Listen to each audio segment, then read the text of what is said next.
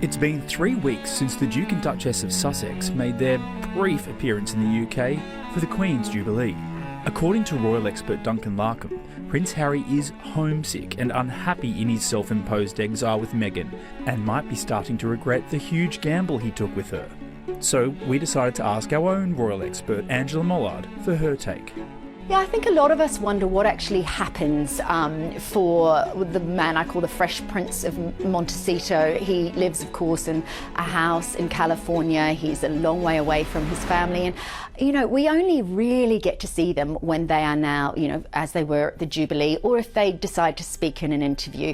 You know, there's been talk of Netflix series. There's been talk of Harry's autobiography. There's no scheduled publication date for that. It's certainly not on the forthcoming list with the publishers. So you have to wonder about his life. He stepped back into playing polo, which of course is a very English sport and something that he enjoys. But look, none of us can speculate on anyone else's marriage. We don't actually know how it goes or how it gets on. But what we do know is that most of us learn through life how to have better relationships, how to communicate better. And what worries me about Harry and Meghan as a couple is that they're not supported by family. They don't have the bedrock of people around them, really strong relationships for themselves, for their children, to just act sometimes maybe as a sounding board or just as a trusted place to just be. They really have each other, and that's a lot of pressure on a marriage.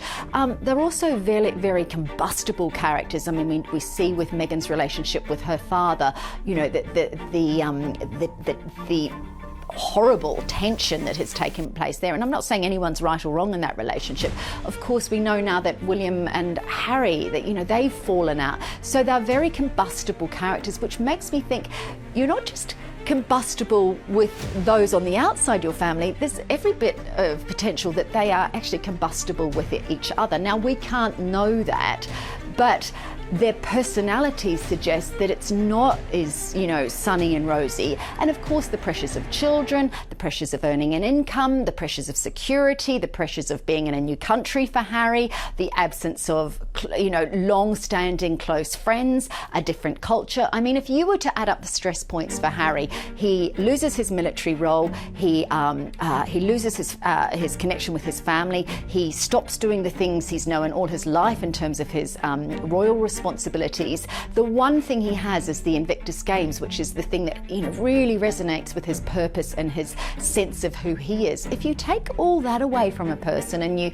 and they parachute into a new existence, where's the sort of connective tissue? Where's the little ties that hold you to the person that you once were and the things that you know? Now, he of course has talked about the fact that he wanted to move away from that kind of life.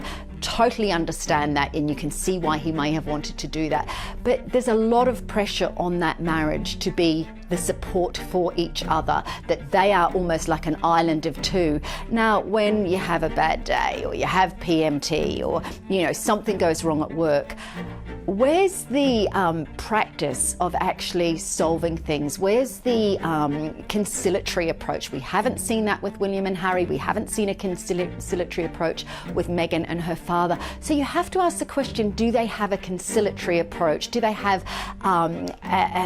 appetite for compromise? You know, those things that break down a marriage: contempt, defensiveness. You know, Harry is a defensive man. He's got very angry with the press in the past, and, you know, possibly reasonably so. But I don't see either of them having those characteristics which suggest, you know, where you don't provoke arguments. They both step into it. They both speak their truth. But in speaking your truth, you also have to listen to somebody else's truth. And I wonder how well they do that. Harry and Meghan are never far from the headlines, especially when it comes to their business deals. Huge contracts with Netflix and Spotify, but not a lot of output. which does raise a few questions. I think that axis of monarchy and commercialism is a very difficult one to navigate. On the one hand, he is still Prince Harry. They are still the Duke and Duchess of Sussex. So they have to tread a very fine line between their respect for the monarchy, and particularly the Queen, and any commercial deals. And we saw this, of course, when they were at the Jubilee. They couldn't take cameras along and, as you might, keeping up with the Kardashians, have a camera right there doing everything you want to do. That's not how it works. And there may be a gulf, I imagine, between Netflix expectations, considering the amount of money that's reportedly paying them, and what Meghan and Harry actually feel comfortable doing.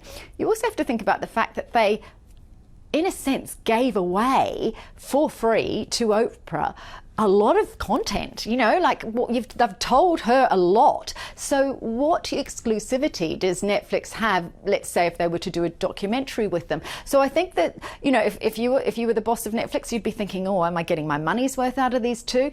Voicing a couple of docos is really not cutting it. I just don't think that there has to be an alignment of brands, and whether or not that's happening, I don't think we can see that happening at this stage. But it's those business deals which could drive a wedge between the brothers. Their relationship appears to be strained at best, and if reports are to be believed, they're not close to burying the hatchet. But Angela Mollard holds out hope that the two will repair the damage that's been done. Look, I'm forever an optimist, and I very much hope that relationship is repaired. They've gone through too much together. They are brothers. They are brothers. If you think about that image of them walking behind their mother's coffin at her funeral, you have to imagine that it's possible. They need each other. They need to be in each other's lives. They have children, cousins that need to be connected. And all I hope is that one of them, I think there needs to be apologies. There needs to be or a recognition that the past is the past. We're going to let that sit. But if I was William, I'd be incredibly concerned that in having any connection with Harry, that could then go on and be reported. I mean, we know from the Oprah interview that he talked about things that had, really private things within the royal family, quite apart from which, obviously he made some accusations in terms of Meghan's mental health, about racism, about all sorts of things that had happened within the royal family, about the fact that the members of the royal family really hate their jobs. So there'd have to be huge trust from William that his brother wouldn't talk about it. I mean, we know that Harry met with the Queen earlier this year and came out and said, I had to make sure that there's good people around her. I mean, the arrogance of that. If William is to meet with Harry, if they are to ever build a bridge between the two of them, there has to be trust on both sides that it will be within them, nothing will be leaked, and that they will have each other's back. William, as future king, cannot take the risk that his conversations and his, any kind of closeness he establishes with Harry in the future is kept under the comb. But any likely bridge building may have to wait until after the contents of Harry's autobiography are revealed. Yeah, look, I'm not sure that book will ever be published. It's hard work writing a book, and I know that it's likely to have an element of at least editing, potential ghostwriting in it. But look, it probably will get there in the end, but you have to be in the right place to write a book. A book has to have a central tone and a central message, and I'm not sure that Harry's settled enough to actually contain that tone or have a purpose. I mean, his work with Invictus Games, of course, is amazing, and his natural sort of ability with the public is gorgeous. I mean, he was the most popular royal for many, many years, and you can only hope that he harnesses that in the future again. But I'm just not sure that there's a anchor point obviously publishers would be wanting him to talk about the relationship with the royal family, and a book, a 90,000 word book is a hugely different proposition to an hour interview with a TV show host. You've got to provide a lot of words, a lot of detail, and every sentence you'd have to think about how every sentence may be received.